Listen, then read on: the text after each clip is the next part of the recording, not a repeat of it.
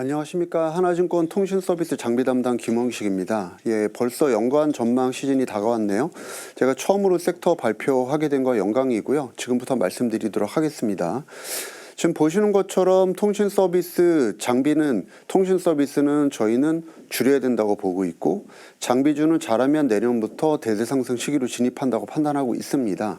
그래서 결론적으로 보시면 통신 서비스 비중을 줄여서 장비 쪽으로 옮겨 타야 될 시점이다라고 보고 있고요. 보시는 것처럼 저희가 이제 캐펙스에 대한 장기 전망을 갖다가 추이와 전망을 갖다가 그려놨는데, 결국은 2012년도와 2019년도에 저희가 단기적인 캐펙스의 고점이 나타났죠. 그래서 저희가 계속 강조해서 말씀드리는 부분은 뭐냐면, 결국 통신 서비스나 장비나 결국 네트워크에 대한 진화 스토리가 주가 상승을 이끌 것인데, 통신 장비는 여기에 대한 선반영이 빠르고 통신 서비스는 요금제가 실제로 어느 정도 가시권 안에 들어야 주가가 움직이는 속성이 있기 때문에, 실제로 보면 올해 연말 내년 초부터 장비 쪽이 움직일 가능성이 높다고 보고 있고요. 통신 서비스는 내년 연말 정도부터나 움직일 가능성이 높기 때문에, 실질적으로 초장기적인 배당 투자를 하시는 분들은 주가에 대한 하방 자체가 담보가 될 거라 배당 투자를 온리 하시겠다는 분들은 나쁘지 않지만, 그렇지 않고 주가 수익에 대해서 관심이 많은 분들은 사실 통신 서비스 관련주는 전질대다 이렇게 말씀을 드리고, 장비주는 저희가 6년 주기로는 얘기를 말씀을 드리고 있는데 결국 투자일 때가 됐다 이렇게 말씀드리고 싶습니다. 통신 서비스부터 일단 말씀을 올리면, 저희는 올해 KT와 U+의 영업이익 감소를 저희가 유일하게 얘기를 하고 있고요. 내년도도 통신 3사 연결 본사 영업이익 감소를 예상을 합니다. 저희가 탑픽으로 얘기하는 SKT조차도 내년도 이익 증가는 쉽지 않을 거로 판단하고 있는데, 가장 중요한 부분은 무엇보다 5G의 침투율이죠. 5G 보급률이 벌써 60%를 넘어가고 있고, 5G 순증 가입자 수가 월별 20만 대로 떨어지고 있습니다. 내년도에는 저희가 3만 원대 요금제까지 출시가 되죠. 규제 상황도 썩 좋지가 않습니다.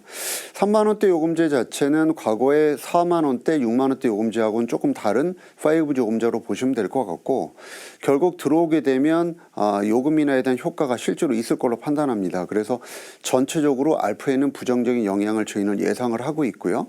최근에 물가 상승률이 적지 않죠. 대략 4% 정도의 물가 상승을 계속 기록을 하고 있는데, 내년 인건비나 제반 경비 쪽도 크게 부담이 될 거로 판단합니다. 그래서 결국은 마케팅 비용이나 감가상각비가 큰 변동 요인이 없지만, 실제로 통신 서비스 영업이익은 감소 추세로 전환할 가능성이 높고, 4분기 실적을 보시면 아마 2023년도도 결과적으로 SKT를 제외한 나머지 두 개 회사는 영업이익 감소를 나타낼 가능성이 높다고 판단하고 있습니다. 배당에 대한 관심이 많으실 텐데, 내년도 배당은 올해 정도 예상을 하고 있고요. 올해는 KT하고 U+가 작년 수준의 배당, SK텔레콤만 자사주 소각이 있었기 때문에 감안하면 총 주식 환원은 작년 대비 증가를 했는데요.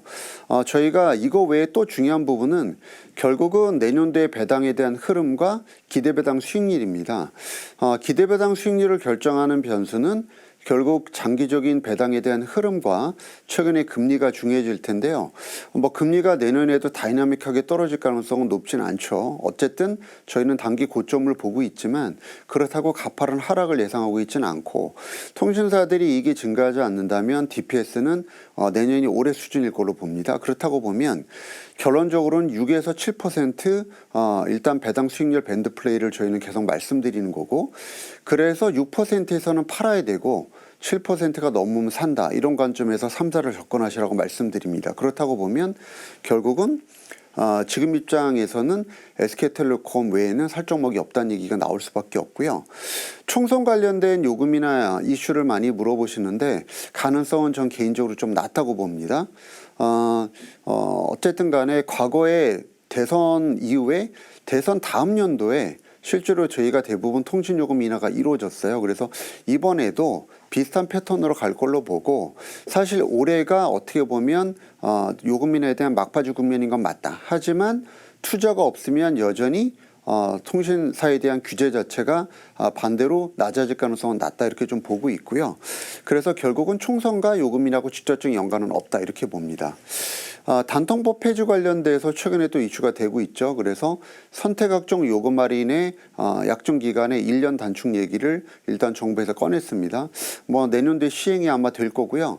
추가적으로 대리점 관련된 리베이트의 차등이 일단 없어질 가능성이 높다고 봅니다. 실제로 최근에 휴대폰이 잘 안 팔리고 있기 때문에 시장에 미칠 영향은 제한적일 거로 판단하고요. 하지만 향후의 시장 과열 현상이 저희가 예상했던 2025년도에 5G 어드밴스를 통해서 다시 나타난다면 일단 초창기에는 통신사 수익성 저하가 예상이 된다 이렇게 보시면 될 것 같습니다. 하지만 주가는 저희는 반대로 그때부터 올라간다는 말씀을 드리고 있는 거고요. 통신 3사 투자 매력도는 SK텔레콤, U+, KT 순서로 제시합니다. 특별하게 제가 KT를 미워하는 것도 아니고 SKT를 좋아하는 것도 아니고요. 주가가 그렇습니다. 앞서 설명드린 것처럼 저희가 기대할 게 없는 모멘텀의 부재 국면이라고 보면 기대할 수 있는 거는 결국 배당밖에 없는데 배당 수익률 7% 이상에서 사야 실제로 시중금리를 감안하면 매력적인 상황이라고 보시면 되겠고 6% 이하로 떨어지면 지금의 모멘텀 상황이나 금리를 감안하면 별반 매력적이지 않다라는 얘기고요. 그래서 SK텔레콤이 주식 환원이 증가한 거 대비해서 주가가 아직은 좀 남아있다. 그래서 5만 원대 중반 정도를 저희가 최종 목표가로 보고 있고요. 그 다음에 2025년도 이후에 다시 재상승을 할 거다 이렇게 봅니다. 이어서 통신 장비 쪽을 말씀드리도록 하겠습니다. 통신 장비 쪽은 저희가 강하게 사자란 말씀을 9월부터 살짝 드리고 있고요. 주가의 본격 상승 시점을 연말부터 얘기를 합니다. 어떤 분들은 저희가 이제 몇 년 동안 계속 사자라고 얘기했다 말씀드리고 있는데 그건 솔리드의 경우에 국한된다고 보시면 되겠고 최근에는 제가 섹터 자체를 사야 된다는 쪽으로 말을 바꾸고 있죠. 그래서 아직은 의견이 분분하지만 최근에 패턴을 보게 되면 대세 상승장 진입이 임박했다 이렇게 봅니다. KMW가 저희가 5G 시작하기 2년 전에 주가가 선행을 했었죠. 그 다음에 전체적으로 최근에 9월 달의 거래량을 보면 일단 전체 상장 주식 수가 한 바퀴 더 돌아가는 모습이 나타났다는 거를 최근에 주가 지표에서 저희가 확인할 수 있겠고요. 저희가 체크리스트 그 다음에 투자 포인트로 얘기하는 몇 가지를 좀 말씀을 드리면 첫 번째는 투자한 지가 벌써 4년이 지났고 내년이면 5년 차라는 겁니다. 보통 통신장비 쪽에서는 6년 주기론을 얘기를 많이 하죠. 과거를 돌이켜보면 6년 동안 투자를 안 했던 적은 단 한 번도 없었다라는 거고요. 실제로 제가 애널리스트 한 지 20몇 년 되는데 과거의 경험을 보면 실제로 그랬던 것 같아요. 그래서 실제로 내년이면 5년 차고 후년이면 6년 차라는 거죠. 결국 내후년도의 투자에 대한 관점을 지금부터 고민하셔야 된다. 그러면 2025년도에 투자가 진짜 일어난다고 가정하면 주가가 지금부터 움직일 수 있다는 걸 저희가 미리 말씀드리는 거고 약간 뇌피셜이라고 말씀하실 분들이 있는데 당연히 그렇고요. 좋게 인사이트로 봐주시면 좋을 것 같고 과거의 경험을 보면 어쨌든 주가의 선행성이 워낙 강한 통신장비 섹터다 보니까 그걸 염두에 두어야 된다. 그럼 투자에 대해서 저희가 어떤 근거로 실제로 투자를 해야 되냐를 말씀을 드리면 첫 번째는 단순 무식하게 저희가 5G 장비주의 감가상각 내용연수가 6년이기 때문에 6년이 지나면 투자할 수 있다는 얘기를 할 수 있겠지만 너무 원론적인 얘기고요. 실제로 트래픽에 대한 말씀을 드리고 싶어요. 저희가 5G 때 2019년도에 저희가 투자를 대규모로 할 것이라고 저희가 예상을 할 수 있었던 결정적 근거가 사실 투자 주기론도 있었지만 트래픽에 대한 동향이었죠. 이미 말씀드린 바가 있지만 저희가 현재 기준으로 2.7배가 5G 초창기 대비해서 이미 트래픽이 늘어 있고 내후년이 되면 아마 4배 이상 5배까지도 증가가 예상이 됩니다. 항상 4배에서 5배가 트래픽이 증가했을 때 신규 투자가 있었다는 거 다시 한번 여기서 말씀을 좀 드리고 싶고요. 그 다음에 다음 연도에 주파수 경매가 예정돼 있습니다.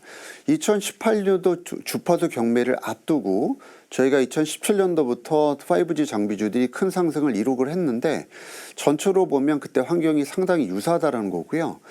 그때 28기가헤르츠 낙찰 자체가 상당히 화두였지만 내년도 주파수 경매에는 28기가헤르츠뿐만 아니라 5기가헤르츠, 7기가헤르츠가 같이 나올 수 있겠고, 물론 3.7기가헤르츠 주파수 할당이 그칠 가능성도 부정적으로 있지만 이거 자체도 어쨌든 낙관적으로 볼 수 있는 변수고요. 5기가헤르츠나 7기가헤르츠가 할당이 이루어진다면 5기가헤르츠는 최근에 자율차용, 7기가헤르츠는 UAM용으로 상당히 최근에 이슈화되고 있는 주파수 대역이죠. 이미 KT와 SKT가 과거에 발언을 한 바 있고요. 그래서 이런 주파수 경매가 내년도의 상반기에 만약에 예상대로 이루어진다면 장비주 입장에서는 주가 상승 드리븐이 될 거로 판단을 하고 있고요. 마지막입니다. 그래서 통신장비 쪽에서 그러면 어떤 종목을 살 것인가에 대해서는 솔리드냐 KMW냐. 솔리드는 최근에 실적이 가장 좋은 대표적인 5G 장비 업체고, KMW는 실적이 망가졌지만 주가도 많이 빠진, 그래서 전고점 대비 거의 9분의 1 토막이 나 있는 낙폭가 대주입니다. 실제로 정답은 없어요. 저희는 향후 2년 후에 실적을 보고 현재 주식을 사야 되는 관점으로 얘기할 수밖에 없는 운명을 갖고 있는데, 2년 뒤에 KMW 영업이익이 200~300억만 연간 난다고 가정해도 실제로 현재 시가총액은 상당히 낮다는 평가를 역으로 받을 수 있겠고요. 솔리드를 산다면 무엇보다도 분기 실적에 대한 즐거움이 있겠죠. 그래서 솔리드를 사서 향후 다가오는 실적의 안정성을 보고 저희가 매수를 하고 주가 올라가지 않은 부분에 점수를 좀 더 줄 것이냐, 아니면 KMW 2년 의 실적을 가지고 향후 시가총액의 적정성을 판단해서 지금부터 어프로치 할 것이냐에 대한 이슈인데 정답은 없습니다. 공격적인 투자가라면 KMW, 좀 더 숫자를 중시하고 안정성을 기하는 가운데 좀 더 초과 수익을 기대하신다면 솔리드가 적정한다고 판단하고 있고요. 추가적으로 솔리드하고 비슷한 과가 이노아리스, KMW와 비슷한 과가 RFHC 정도, 추가적으로 좀 더 공격적이라면 에이스트까지도 볼 필요가 있겠다, 이렇게 좀 말씀드릴 수 있을 것 같고요. 통신 3사, 그 다음에 장비회사, 그래서 저희가 탑픽으로 얘기하는 SK텔레콤, 그 다음에 솔리드, 이노와이어 정도만 오늘 소개해드리고 마치도록 하겠습니다. SK텔레콤의 차별성이 사실 내년도에 크진 않아요. 올해 연간 영업이익이 성장하는 것도 작년에 안 좋았던 거에 대한 기저 효과가 사실은 크고요. 내년도에는 KTU플러스의 이익 감소가 확실한 가운데 SK텔레콤도 운이 나쁘면 감익일 가능성을 배제할 수 없습니다. 하지만 배당에 대한 확실한 일단 바텀이 있겠고, 내년에도 역시 자사주 소각과 그 다음에 자사주 매입이 계속 진행될 예정이기 때문에 결국 내년에도 9천억에서 1조 정도의 주식 환원을 계속 시행할 거라고 감안하면 현재 시가총액은 여전히 만만한 수준에 있다, 이렇게 좀 말씀을 드리겠고요. 이어서 솔리드입니다. 앞서 설명드렸던 전체적인 그 5G 장비주 중에서 실적이 수반되는 대표주자고요. 올해 실적도 좋았지만 내년에도 실적 전망은 상당히 괜찮습니다.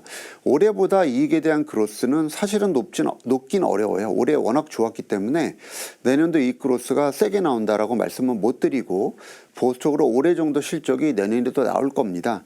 하지만 주가는 섹터에 대해서 더 예민하게 움직일 거고, 2025년도 역시 솔리드 실적이 나쁠 이유가 없기 때문에 설사 2025년도 실적이 감익이 나온다 하더라도 주가는 역으로 크게 튈 수 있다, 이렇게 말씀드리겠고, 일단 지금 미국 시장에서 다스 매출이 좋은 것도 관건이지만 추가적으로 영국이나 미국이나 프랑스 쪽에서 최근에 관공서 매출이 활기를 띠고 있는 게 장기적인 실적 전망을 긍정적으로 만들고 있습니다. 마지막으로 소개해드릴 업체는 이노와이어입니다. 이노와이어는 기존에 이제 스몰셀 때문에 올해는 실적이 들쭉날쭉하고 있는데요. 3분기 실적이 예상보다 좀 더 나쁘지 않을 거라고 보고 저희가 한 1~20억 정도 영업이익을 얘기했는데 예상대로 나왔고, 4분기 역대급 실적은 믿어도 괜찮으실 것 같아요. 그래서 올해 연간으로 보면 작년 대비 어쨌든 이익 증가는 유력하다, 이렇게 보시면 될 것 같고요.